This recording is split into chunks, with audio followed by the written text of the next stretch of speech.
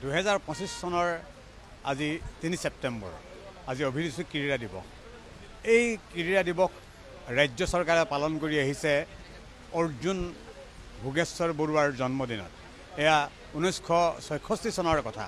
1940 চনত শিৱসাগৰত জন্মগ্ৰহণ কৰি অসম তথা দেশৰ বাবে গৌৰৱৰ কাৰক হৈ পৰা এছিয়ান গেমছত 1966 চনত 800 মিটাৰ দৌৰত সোণৰ পদক অৰ্জন কৰি সেই বছৰেই অৰ্জুন বঁটা বিজয় লাভ কৰিবলৈ সক্ষম হোৱা ভোগেশ্বৰ বৰুৱাৰ কাষত আছোঁ। এতিয়া প্ৰায় 85 বছৰ হ'ল আপোনাৰ। কেনে লাগিছে আজিৰ দিনটোত আপোনাৰ উলহ মালহেৰে পালন কৰিছে ৰাজ্য চৰকাৰে আপোনাৰ জন্মদিনটোক অভিৰুচি ক্ৰীড়া দিৱস ৰূপে? ভাল পাইছোঁ, মই বহুত সুখী। মোৰ নাম লৈ যে কিবা এটা হৈছে দেশত মই সুখী হৈছোঁ। আপুনি এতিয়াও তৰুণ হৈ আছে এই 85 বছৰ বয়সত আপোনাৰ এতিয়াও মুখমণ্ডলত এটা জ্যোতি আছে, পোহৰ দেখিছোঁ আমি, উদ্ভাসিত হৈ আছে এতিয়াও আপুনি। এইটো কিহৰ আপোনাৰ মানে কিহৰ তাৰণাত কিহৰ জোৰ? ইয়াৰ অন্তৰালৰ কাৰণ কি, কাৰকটো কি? কেনেকৈ আপুনি ধুনীয়া ইমান সুন্দৰ কৰি ৰাখিছে নিজক? মই নাজানো, এইটো ভগৱানৰ কাম। অতি নিৰহংকাৰী লোক এখেত এই অৰ্জুন ভোগেশ্বৰ বৰুৱা। তেখেতৰ কাষত পোৱাটো আমাৰ কাৰণে গৌৰৱৰ কথা। আজি তেখেতৰ জন্মদিনটোক উলহ মালহেৰে ৰাজ্য চৰকাৰে পালন কৰিছে। আমি বৰ্তমান উপস্থিত আছোঁ সৰুসজাই ষ্টেডিয়ামত আজি পুৱাৰে পৰা উদযাপন কৰা হৈছে। কিছু সময়ৰ পাছতে মুখ্যমন্ত্ৰী ডক্টৰ হিমন্ত বিশ্ব শৰ্মা আহি উপস্থিত হ'বহি মুখ্য অতিথিৰূপে। এই অনুষ্ঠানতে অংশগ্ৰহণ কৰিব। তাৰ পূৰ্বে এক উখল মাখল পৰিৱেশ কেমেৰা পাৰ্চন হিতেশে দেখুৱাই আছে। ইয়াৰ সৰুসজাই ষ্টেডিয়ামৰ গোটেই পৰিৱেশ দেখুৱাই আছে। আজি পুৱাৰে পৰা এক উখল মাখল পৰিৱেশ। অৰ্জুন ভোগেশ্বৰ বৰুৱাৰ কাষত প্ৰায় উৎফুল্লিত হৈ পৰিছে বহু লোক। এতিয়াও হুঠাম যুৱকৰ দৰে বহি আছে। এয়া এখন চকীত আমি দেখুৱাই আছোঁ নিউজ লাইভৰ দৰ্শকসকলক। এয়া ক্ৰীড়াই হ'ল জাতিৰ মেৰুদণ্ড পোন কৰি ৰখা একমাত্ৰ পন্থা, নহয় জানো? কি কয় আপুনি? হয়, একদম সেইটোৱে কথা। এতিয়া ক্ৰীড়াৰ ক্ষেত্ৰত আমাৰ ৰাজ্যখনত আপুনি কি দেখিছে, বৰ্তমান কি দেখিছে? আপুনি বহু বছৰৰ আগতে অশেষ কষ্টৰ মাজেদি আপুনি নিজক আগুৱাই লৈ যাব লগা হৈছিলে। সেই তেতিয়াৰ পৰিৱেশ আৰু এতিয়াৰ পৰিৱেশৰ মাজত কিবা পাৰ্থক্য লক্ষ্য কৰিছেনে নাই কৰা? বহুত বদলি নাই হোৱা, অলপ হৈছে। কিন্তু আগত আমি বৰ চেষ্টা কৰি আগবাঢ়িবলগীয়া হৈছিলে খেলুৱৈসকল, কিন্তু আজিকালি অৰ্গেনাইজাৰ অকণমান আগবাঢ়ি দিছে। আমি দেখিছোঁ মুখ্যমন্ত্ৰী ডক্টৰ হিমন্ত বিশ্ব শৰ্মাৰ নেতৃত্বাধীন চৰকাৰে ক্ৰীড়াৰ ক্ষেত্ৰত যথেষ্ট গুৰুত্ব আৰোপ কৰা পৰিলক্ষিত হৈছে। আমি দেখিছোঁ তেওঁ ইয়াৰ বাহিৰলৈ প্ৰতিভাৱান ছাত্ৰ ছাত্ৰীক লৈ গৈছে, খেলুৱৈক লৈ গৈছে, প্ৰশিক্ষণ দিয়াইছে, তেনেকুৱা ব্যৱস্থাও কৰিছে। অতি দাল দৰিদ্ৰ পৰিয়ালৰ প্ৰতিভাৱান যুৱক যুৱতীকো উলিয়াই অনাৰ চেষ্টা কৰিছে। এই কথাবোৰ আপুনি লক্ষ্য কৰি আছেনে?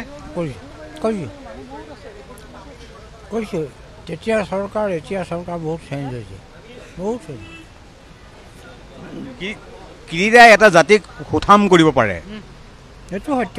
এতিয়া আমি দেখিছোঁ ড্ৰাগছ, বিভিন্ন মাদক দ্ৰব্যৰ কবলত পৰিছে নবীন প্ৰজন্ম। সেই প্ৰজন্মক উদ্ধাৰ কৰিবৰ কাৰণে ক্ৰীড়া অন্য এক শক্তিশালী অস্ত্ৰ হ'ব পাৰেনে, পন্থা হ'ব পাৰেনে?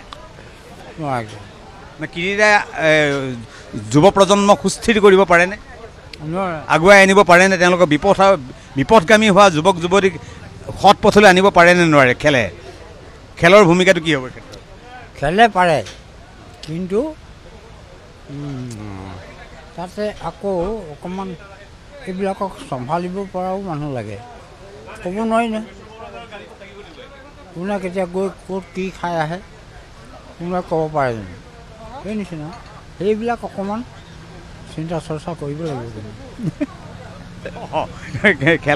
খেলে পাৰিব, কিন্তু খেলৰ মাজত থকা কোনোবাই তেনেকুৱা মানে পথ ল'ব পাৰে বা বিপদগামী হ'ব পাৰে। তাৰ কাৰণে চাব লাগিব, নহয় জানো? আমি লোৱাটো আমি দেখিছোঁ, সেইকাৰণে কৈছোঁ আছে, নোলোৱাকৈ নানিবা। এতিয়া আপুনি শেহতীয়াকৈ কি ক'ব গোটেই উঠি অহা প্ৰজন্মৰ যিসকল খেলৰ প্ৰতি অনুৰাগী, তেওঁলোকৰ প্ৰতি আপোনাৰ ক'ব লগা কি থাকিব? অনুৰাগীসকলে সকলো ব্যৱস্থাবিলাক পাব লাগে। যিবিলাকৰ খেলৰ প্ৰতি ইণ্টাৰেষ্ট আছে সেইবিলাকে খেলৰ প্ৰতি যিটো বস্তু পাব লাগে চৰকাৰৰ পৰা সেইখিনি কিন্তু সমুদায় পাব লাগিব। তেতিয়া হ'ল ক্ৰীড়া অকল আমিয়ে চাইছোঁ সেইটো নহয়। আজি চৰকাৰৰ ভিতৰত দায়িত্ব আহি গ'ল ক্ৰীড়াৰ আৰু দায়িত্ব লৈছে গম পাইছেনে এতিয়া ধৰকচোন হিমন্ত বিশ্ব শৰ্মাই এই ক্ৰীড়া ক্ষেত্ৰত দুখোজ আগবাঢ়ি আহিছে গতিকে এইটো শুভ কাৰণ হয় নহয় বাৰু এইটো শুভ ডিচিশ্যনটো শুভ ভগৱানে কৰিলে চব হ'ব মই ভাবিছোঁ খালি এই মাজতে যে একোবোৰ মানুহ ওলাই নহয় অলপ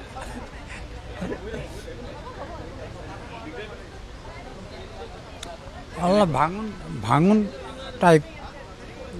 টাইপ কিছুমান থাকে নহয় সেইবিলাকৰ পৰা আঁতৰি থাকিব পাৰিলে ভাল হয় আৰু কোন আঁতৰি থকাৰ কথা কৈছে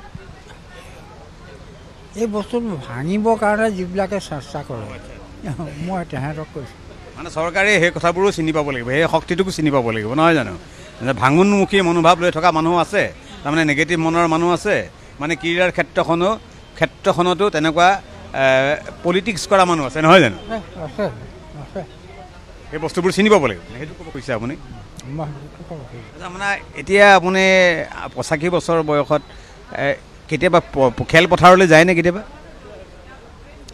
যাবলগীয়া হয় কিনো ক'ব গ'লে যেতিয়া ট্ৰেকটো দেখে যেতিয়া দৌৰা যিটো ট্ৰেক দেখে তেতিয়া কেনেকুৱা লাগে মনটো ভালেই লাগে দৌৰিবলৈ মন যায়নে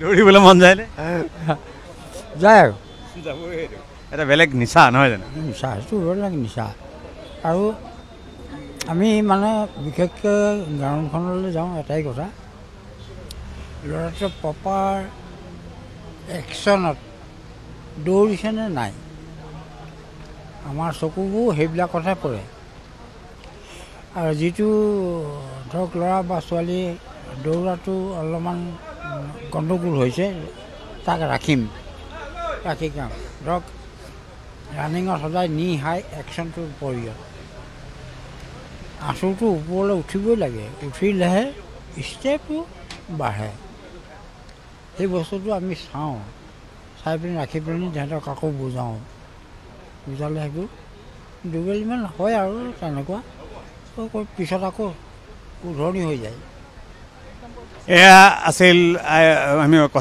কথা হ'লোঁ কেমেৰা পাৰ্চন হিতেশে আমাৰ গোটেই পৰিৱেশ দেখুৱালে এই অৰ্জুন ভোগেশ্বৰ বৰুৱাৰ সৈতে আমি কথা হ'লোঁ কিছু সময় পূৰ্বে যথেষ্ট কথা পাতিলোঁ তেখেতে কৈছে যে ক্ৰীড়াৰ ক্ষেত্ৰত বৰ্তমানৰ ৰাজ্য চৰকাৰে ডক্টৰ হিমন্ত বিশ্ব শৰ্মাৰ নেতৃত্বাধীন চৰকাৰে যথেষ্ট গুৰুত্ব আৰোপ কৰিছে কিন্তু এই ক্ষেত্ৰত ভাঙোনমুখী মনৰ কিছু মানুহো থাকে সেই শক্তিবোৰকো চিনি পাব লাগিব আৰু সেইবোৰক পৰাহত কৰি আগুৱাই লৈ যাব লাগিব ক্ৰীড়া ক্ষেত্ৰখনক আৰু ক্ৰীড়া ক্ষেত্ৰখনৰ বিকাশৰ যোগেদিয়েই বিপথগামী যুৱ প্ৰজন্মক সঠিক বাটেৰে লৈ যাব পাৰিব এই ধৰণৰ ইংগিতো তেখেতে দিছে আৰু কৈছে আজি 85 বছৰ বয়সতো তেখেতে যদি কোনোবা খেলপথাৰত থিয় হয় দৌৰৰ ট্ৰেক দেখে তেতিয়া দৌৰিবলৈ মন যায় আৰু ক'ৰবাত যদি ভুল ভ্ৰান্তি হয় সেয়া আঙুলিয়াই দিবলৈ মন যায় যথেষ্ট উৎসাহী অৰ্জুন ভোগেশ্বৰ বৰুৱা 1940 চনৰ শিৱসাগৰত জন্মগ্ৰহণ কৰি অসম নহয় গোটেই ভাৰতবৰ্ষৰ কাৰণে গৌৰৱ কঢ়িয়াই আনিছিল 1966 চনত এছিয়ান গেমছত 800 মিটাৰ দৌৰত সোণৰ পদক অৰ্জন কৰি আৰু সেই বছৰে তেওঁ অৰ্জুন বঁটাৰে বিভূষিত হৈছিল